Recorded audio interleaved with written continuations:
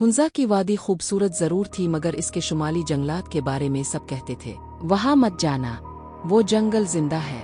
ज़ारोन एक बहादुर और तजस्सुस पसंद नौजवान हमेशा उन बातों को अफवाह समझता था। इसकी माँ हौरेन ने कई बार समझाया, बेटा हर कहानी में कुछ ना कुछ सच होता है, तुम्हें होशियार रहना चाहिए।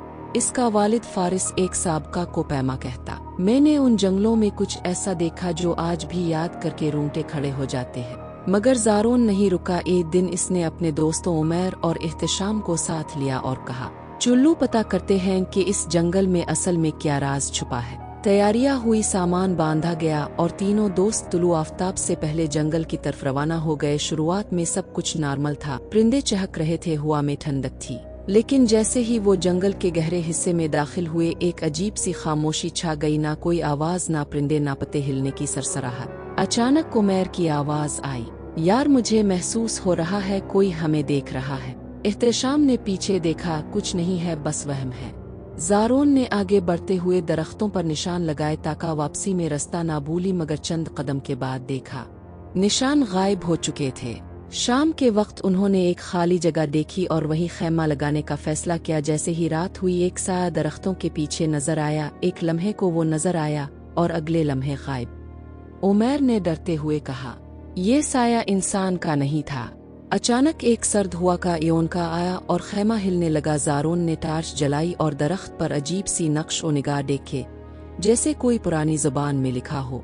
इह्तिशाम ने वो अल्फाज बुलंद आवाज में पढ़ने की कोशिश की और तभी जमीन हिलने लगी। दरख्तों के पीछे से धुंध में लिपटे साए जाहिर होने लगे, उनके जिस्म इंसानों जैसे मगर आंखें बिल्कुल सियाह। ये हुंजा के कदीम बाशिंदे थे जिन्होंने कभी जंगल के राज को तोड़ने की कोशिश की थी और अब वो खुद इसका हिस्सा बन चुके थे। ज़ारोन ने फौरन अपनी माँ की बात याद की, जब अंधेरा बढ़ने लगे सिर्फ दिल की रोशनी रहनुमाई करेगी। ज़ारोन ने सीने से अपनी माँ का दिया हुआ छोटा सा तावीज़ निकाला जो नूर बखेरने लगा। जैसे ही नूर फैला, साए पीछे हटने लगे। जंगल एक लम्हे को चमका और साए हुआ में तहलील हो गए। सुबह हुई तो जंगल एक बार फिर वैसा ही था, खामोश। तीनों दोस्त बहिफाजत वापस आ गए। गाँव वालों ने जब कहानी सुनी तो हैरान रह गए। फारिस ने बेटे को गिले लगाते हुए कहा, अब तुम सच में एक पहाड़ के बेटे हो ज़ारोन।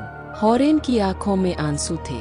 तुमने न सिर्फ खुद को बचाया बल्कि जंगल की लानत को भी खत्म किया। ज़ारोन ने वही तावीज़ गांव की मस्जिद के दरवाजे पर लटका दिया ताकि आइंदा कोई भूला हुआ मुसाफिर भी जंगल का राज जाने बगैर अंधेरे में ना खो जाए। कभी कभी बहादुरी सिर्फ आगे बढ़ने में नहीं बल्कि दिल की रोशनी को पहचानने में होती है। अगर आपको ये वीडियो पसंद आया हो तो लाइक ज़रूर करें, चैनल को सब्सक्राइब करें और बेल आइकन दबाना ना भूली ताकि आपको हर नया वीडियो बर वक्त मिल सके।